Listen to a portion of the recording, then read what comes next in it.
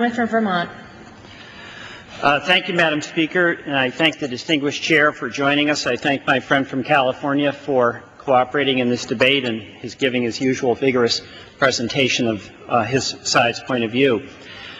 I want to address a couple of things that came up. One, my friend from California said basically that this is a resolution attempting to appease the, quote, out of Iraq caucus, and he used the word appease.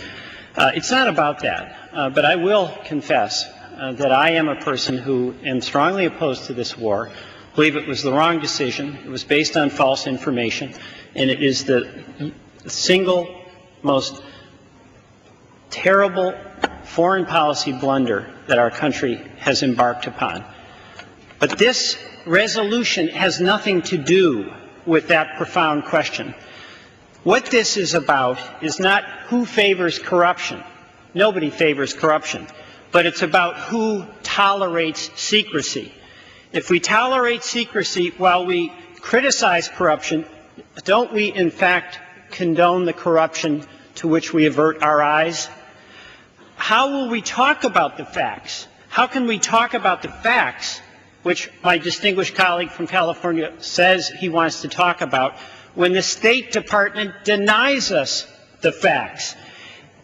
If we are going to root out corruption in Iraq, don't we have to destroy the wall of self-serving State Department secrecy here in our own government?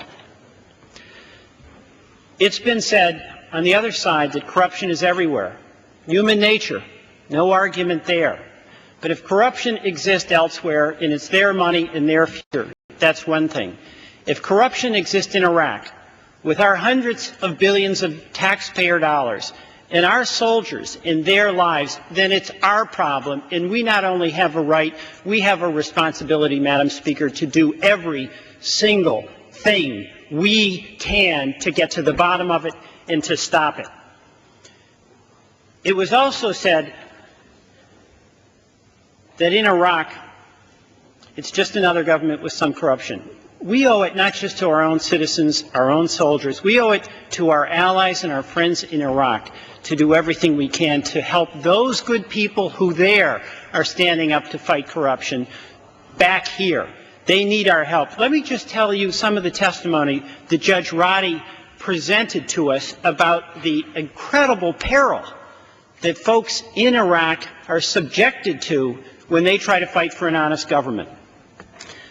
Judge Roddy held that position for 3 years until he finally resigned amid repeated death threats to himself, his family, and his staff.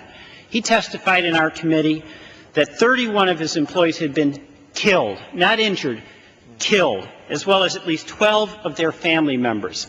Judge Roddy's home was attacked by rockets, by a sniper's bullet, barely missing him as he stood outside his office. He testified about how one staff member was gunned down with a 7-month pregnant wife. He testified about how the father of a security chief was kidnapped and then literally found hung on a meat hook.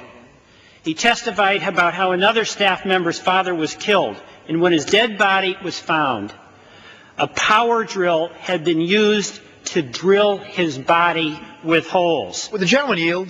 No, I will not yield. Okay. These are officials who are fighting corruption in Iraq, and they are being gunned down, they're being assassinated, they're being tortured.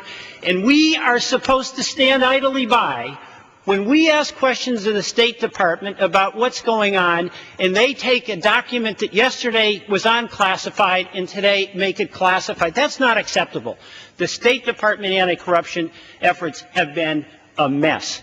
And basically what the State Department is doing is just enough so that they can claim they're trying to do something about corruption, but basically it's status quo as it has been since the day this war began.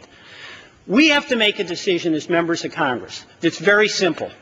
We're real, we're serious, or we aren't.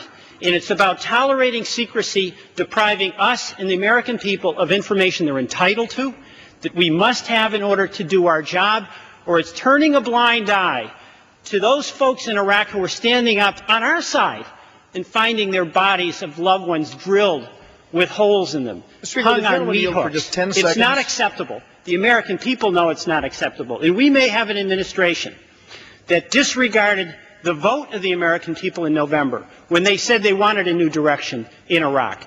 We may have an administration that disregarded the recommendations of eminent bipartisan group in the Iraq Study Commission. And we may have an administration that has dismissed and disregarded votes of this House and the Senate, making it clear that we want a new direction, even as we struggle to find what that is. But we cannot, any of us, on either side of the aisle, accept to be an enfeebled Congress that isn't entitled to get the information that our Congress needs to do its job. It's that simple. And that's what this resolution is about. That's what the Oversight and Government Reform Committee is about. That's what Chairman Waxman is standing up to assert and defend, and that's the constitutional responsibility, not just prerogative, but constitutional responsibility to do what's required to defend our Constitution, to protect our soldiers, to stand up for our taxpayers, and to restore a democratic tradition in this country. Madam Speaker, would the gentleman yield for 10 seconds? Would the gentleman yield to me for just 10 seconds? I yield back the balance of my time, and I move the previous question.